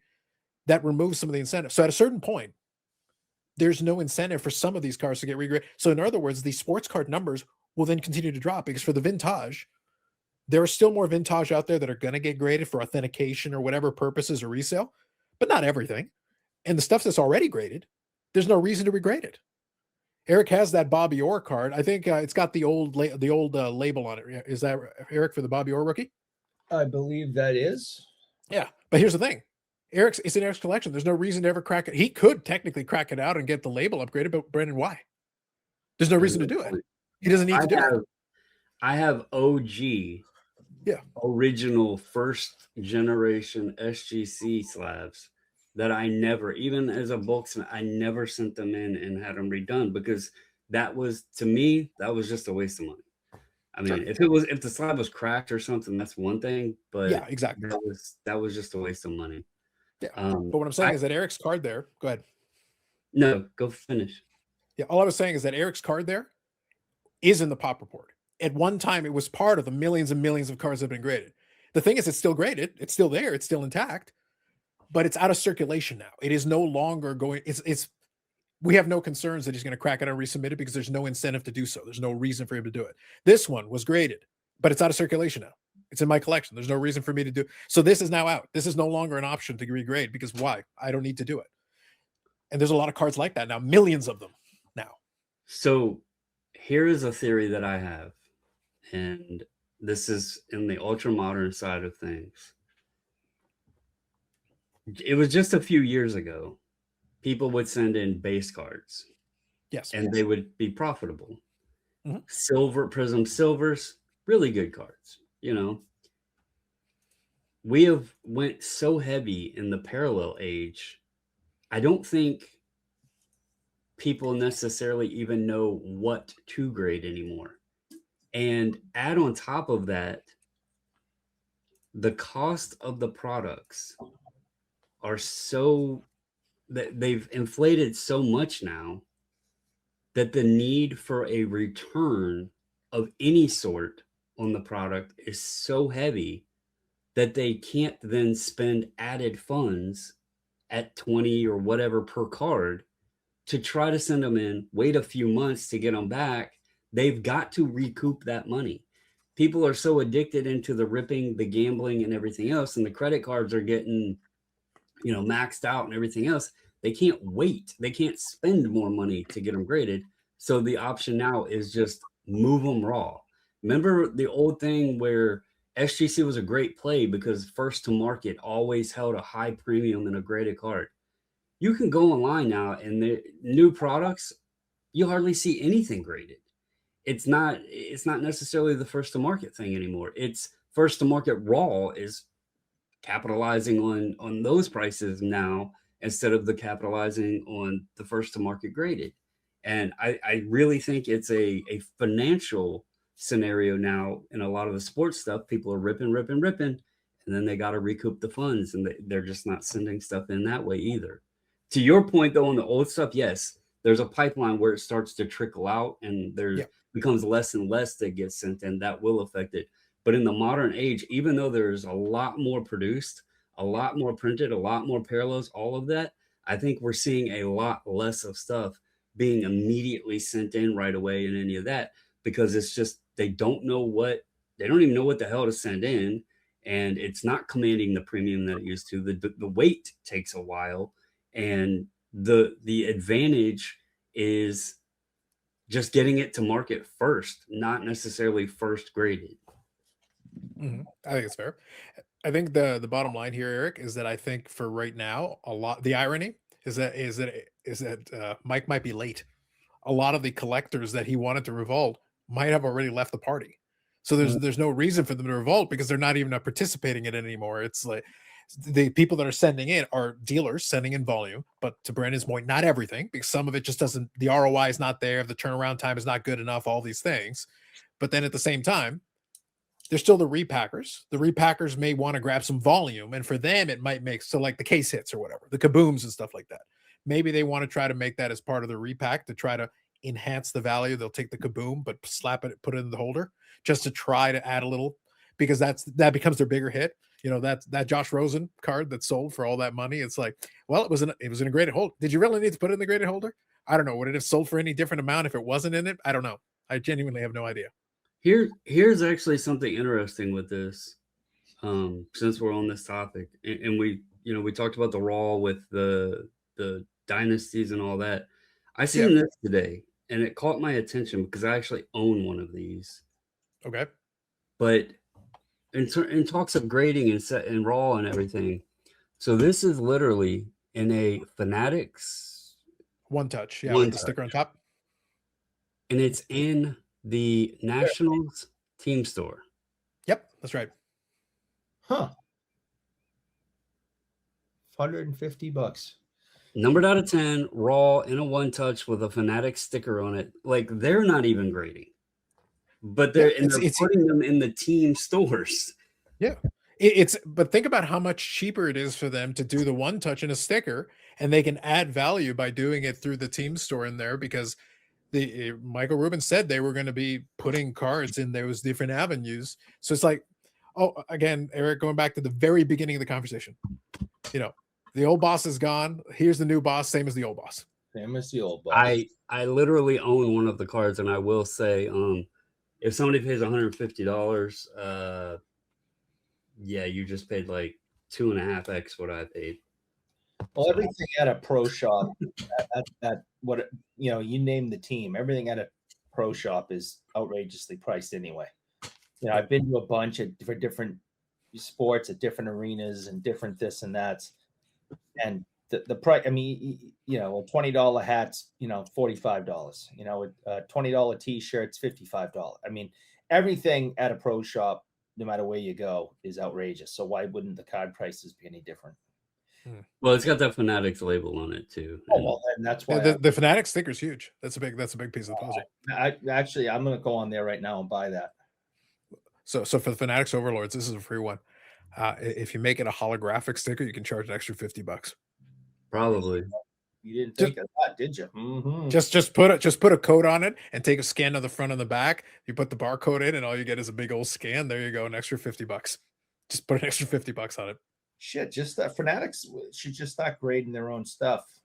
Oh, they will. Like I'm confident they at some point they will have their own slab. I think they already do anyway. I think they've got something with like Fanatics custom label or something. But I think they'll do their own thing, and it'll be the Fanatics, grading service or whatever. They'll just make something. They had like autograph stuff even before they came into the card space, where they would get like IP autos and stuff and put them in some kind of Fanatics authentic holder. It's a lot cheaper to make up your own thing. Literally just throw a sticker on it and call it a day. So what I'm getting, I think what we're concluding here, if I'm not mistaken, I could be mistaken on this, but I feel that we're arriving at some kind of a consensus. So we're saying that we're not going to pre-order our front row seats to the Revolution. Or I think we can hold off and wait until resale and see if we can get a discount from a scalper or something. Maybe later. Go to the bathroom at work because we're so busy. Yeah, the Revolution is not happening. I wish it would, because I would like to have a sandwich and go to the bathroom during an 8-hour day. Well, the good news, guys, if Mike goes to Strong Zone, maybe you could get him a beret and he'll feel better. If you get him a beret, at least he can have a sweet beret. That's the thing. So there you go. So hopefully in the comment section, you got plenty to choose from. There was a lot there. So have fun, have at it. Let us know. If worse comes to worse, whatever you think is the worst take, Eric wrote it himself. We just read it. We're off teleprompters. It was all Eric's idea. It was all him. Yeah. All him and Geoff, his personal goat. Geoff's the GOAT. You just brought him up again. That makes him the GOAT. You just Well, that's what it said in the script, going. Eric. I'm reading the script. It says bring him up. Bring him up. Don't mention Louis Taint. No.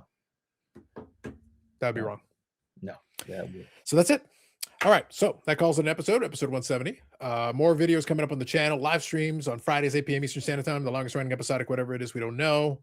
And now that I can bask in the warm glow of the destruction of the Dutch, I'm not saying I'll do that on Friday, but I will be doing that on Friday. No, I think you will be doing that on Friday. I will be in my glory. It's going to be great. Yes, so we got that going for us. And the World Baseball Classic's not over. If you want to watch some more, the other teams are still in there. I guess now I'll shift over my enjoyment to the Dominican Republic. Juan Soto for hitting the home run that mercy ruled the Dutch makes him more of a hero to me than he already was. Go Soto. You gonna start collecting them? I already have a Juan Soto collection. I'm feeling more motivated, Eric. I feel like, you know what? What I need, Brandon, is I need a custom inscription to go, I did it for you. Fuck the Dutch. Juan Soto. He might do that. That's the inscription I want. That's what I want. You pay him enough. I think so. I think we can get that done. All right, that's it. All right, Brandon Bubbles and Ball Cars, non-associated 540 Flips. Eric, send us or on Instagram. You can send all your hate mail there. So if you really didn't like a take, it was Eric's fault. Just shoot him messages. Otherwise, he is half a man he once was. He no longer has his kazoo. So this is all that's left. It's awful. Anyway, that's it. Thank you very much. We'll catch you in the next one. Thanks, everybody.